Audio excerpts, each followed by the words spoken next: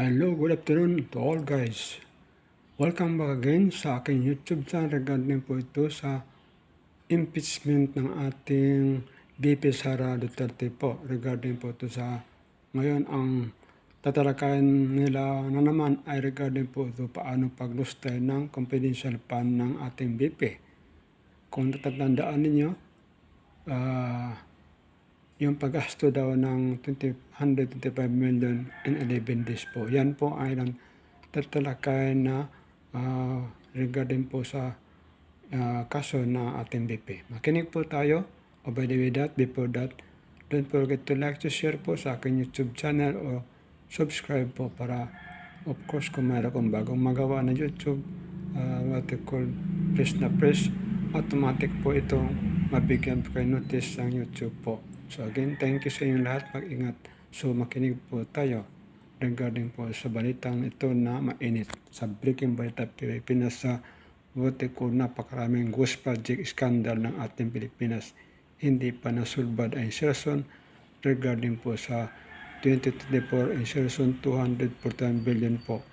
Kaya kung tutuusin po, tapos na po ang pagtalakay sa what they call ang program budget ng what they call 2024 up to 26 na mayroon silang tinatawag na paglubo ng budget ng ang program budget ng from 2024 up to 26 po. So tapos na po sa talakay ang korte, binigyan po ang Kongreso at Senado ng 20 days magpaliwanag, magsumite ng mga dokumento paano ginawa itong what they call budget po.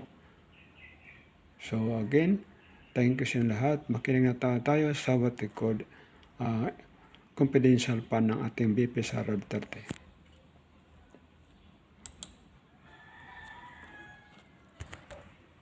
Sara Duterte dahil sa pagbabawas ng mga ipepresentang testigo ng prosekusyon.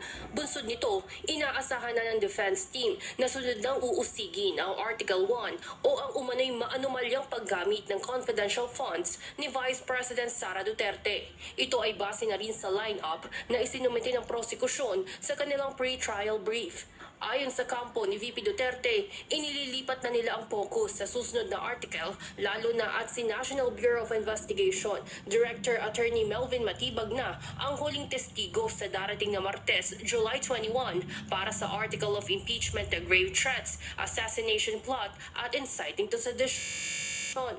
We're just shifting gears because I think after Director Matibag, we will proceed with Article 1.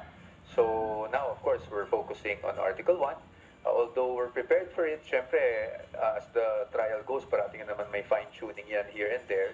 Laman ng Article 1 ang akusasyon na umano'y hindi maipaliwanag na gastos na nagkakahalaga ng 500 million pesos ng Office of the Vice President mula 2022 hanggang 2023 at 112.5 million pesos naman ang sa Department of Education noong 2023. Samantala, nilinaw din ng depensa na hangad nilang maging mas maayos at mas mabilis ang takbo ng mga susunod na pagdinig. Kaugnayan ang naging pagpuna ni Defense Lead Counsel Attorney Sheila sa naging manifestation o pagpapaliwanag ni Lead Prosecutor Representative Jervil Luistro kung bakit sila magwi-withdraw ng 6 na testigo. Sang-ayon si POA na mas maiging gawin ang pagpapaliwanag sa mga press conference imbis na pahabain pa ang mga talakayan sa loob ng impeachment court. Pero pag sa ganung paraan, ang pakiramdam po kasi ng defense ay nagkakaroon ng summation ng kaso at dahil doon ay kinokondisyon natin yung yung mga center judges kung ano ba talaga yung ina-advocate natin at gusto lang natin maging patas tayo na pag mag-withdraw tayo ng witness, we simply have to say na i-withdraw natin yung witness. Iginagalang naman ng kampo ang naging desisyon ng prosekusyon na magbawas ng testigo. Anya, kapag dumating na ang oras, ang defense na ang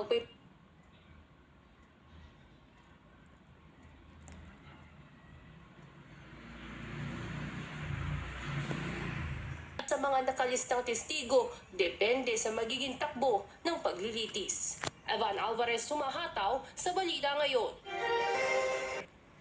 Yan po. I cannot comment on that po, Your Honor. Pag-imbestiga po, Golden Boy daw. Nasa farm po ako, wala ako ngayon sa Opo. main office. Right? Promotion po ba yun? Yung napunta kayo sa bar? Balita ko po kasi ilang beses na kayo na-promote sa NBI. 12 years na po kayo no, sa NBI. Yes, sir. Opo, ilang beses na po kayo na-promote? Since na pumasok ko ako sa NBI, Opo. sir, from investigation 1, 2, 3 nung 2015, 2016. Well, nung mula ako na pumasok ako sa academy, from investigation 1 hanggang ngayon sa regional director, sir. Ilang beses po yan? Sa isang taon po. Sa isang taon. Anong taon po, sir, ang tinutukoy nyo? Bago po kayo napunta sa BARM.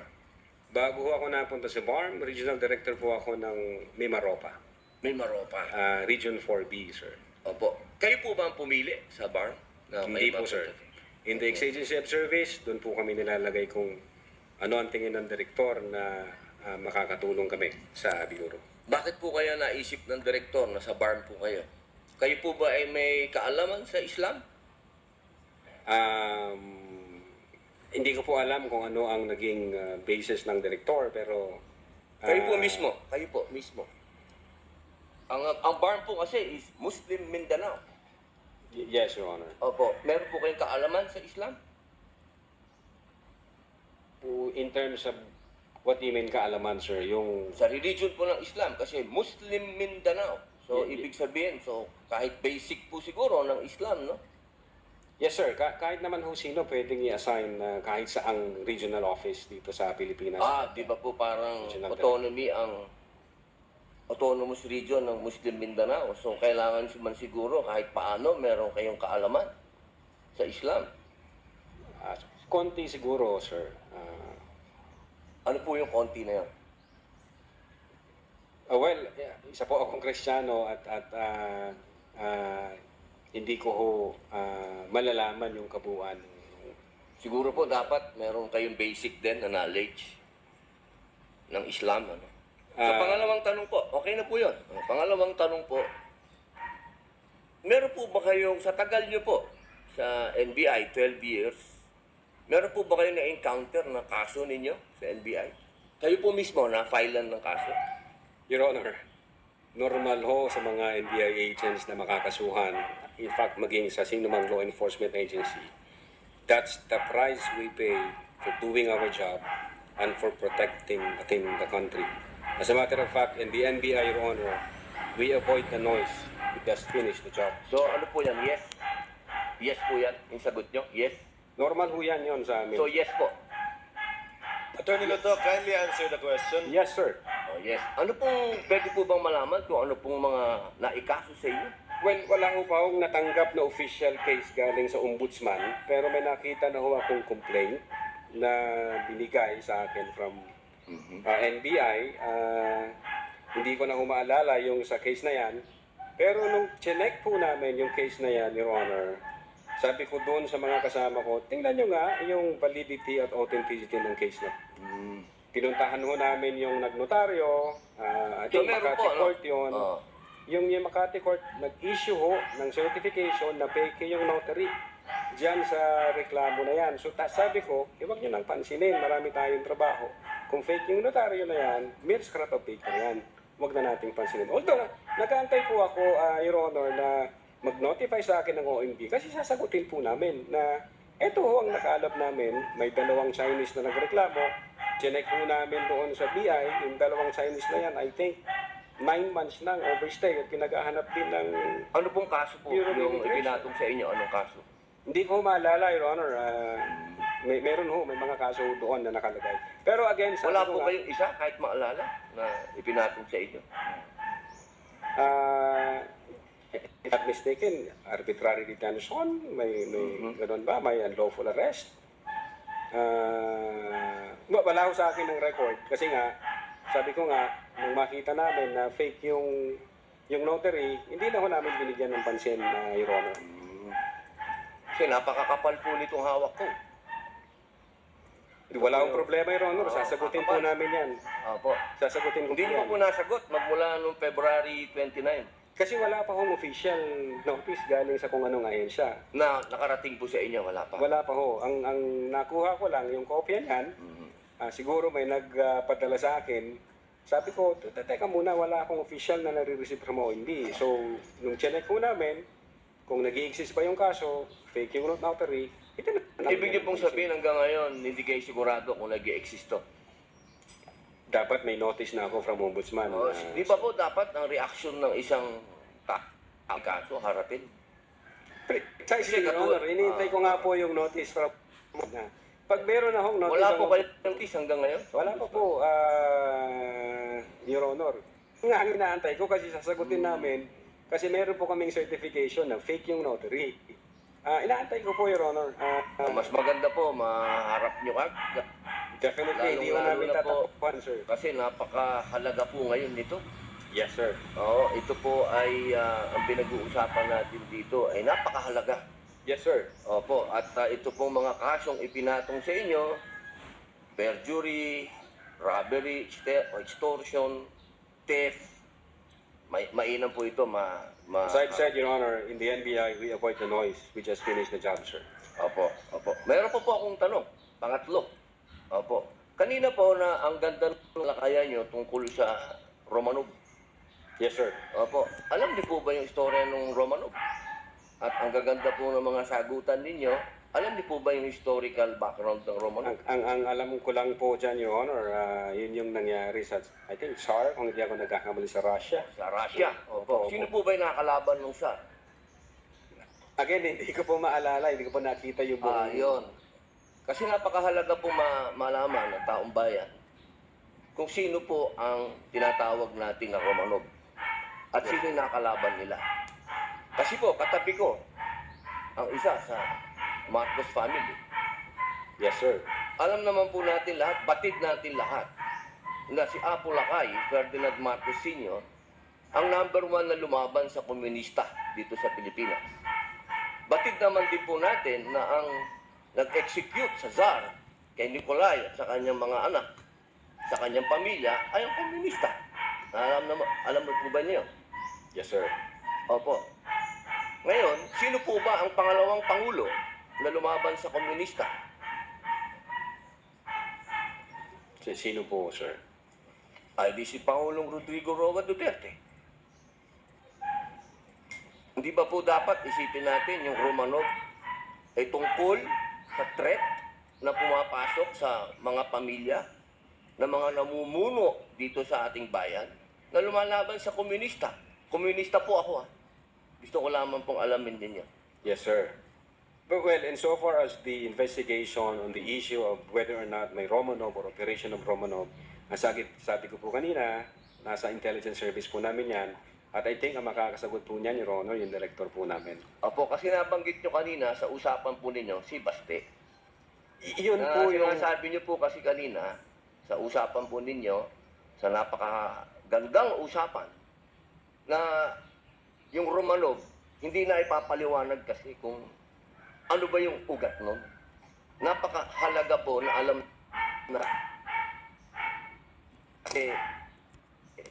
pagkatapos ni Pangulong Rodrigo Roa Duterte ay si Inday Sara Duterte, ang ating Vice President. Sumasang-ayon po ba kayo doon? Wala po akong personal knowledge, sir. Ay, bakit po kayo walang personal knowledge? Eh, yun po ang sumunod na assignment ng ating DC Presidente pagkaupo niya. Siya po ang nag-take over ng NTF-ELCAC. Hindi po alam ng NBI yun. Well, nag-NTFL ka siya, pero yung factual circumstances doon, Factual, wala pa po akong... wala po kayong. Pero alam niyo po, sagutin na lang po ninyo na siya ang nag-take over ng NTF-ELCAC. Yes, Your Honor. Opo. Isa na lang po, ginoong tagapamahalang hukom. Sabi niyo po kanina, ulitin ko lang po, gusto ko lang pong malaman ulit. Inamin niyo po na wala kayong personal knowledge tungkol dun sa threat ng Pangulo. Ng pangalaw, sabi niyo po kanina, wala kayong personal knowledge na kumuha na ng assassin o papatay sa Pangulo, ang pangalawang Pangulo. Narinig ko po kanina. During that time? Yes or no lang po. During that time, ongoing ho ang validation namin, So, sir. ibig niyo pong sabihin ngayon, meron na kayong personal knowledge, na meron na kayong... Hindi po, ongoing po ang validation. At sabi ko nga po, ang makakasagot po niyan, yung intelligence service namin at ang director po namin, sir. So hanggang ngayon po, wala pa kayong personal na. In so far as the cybercrime division is concerned back then, Ngayon po, yes or no po? Ngayon po, sir, mahal naming saksi. Ngayon po. Kung ako tatanungin, wala pa po akong idea, pero baka meron ang intelligence service o ang director po namin. Attorney Loto, kindly answer the question directly. It's answerable by yes or no, and I think Yes, sir. you know the answer. Opo. Well, ako personally, wala pa po, sir. Yun lang po. Maraming salamat po, Thank mahal you. na saksi. Thank you, sir. Thank you, Senator. Ano po, that's all for today. Thank you everyone. Ingat, God bless po. Bye-bye.